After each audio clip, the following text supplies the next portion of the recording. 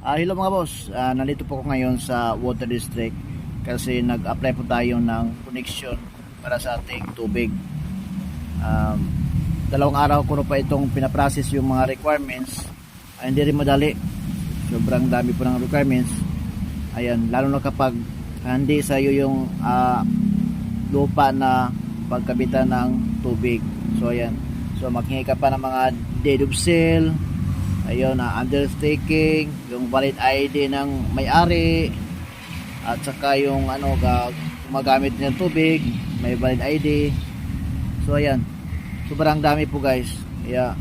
Kaya ngayon, almost siguro kung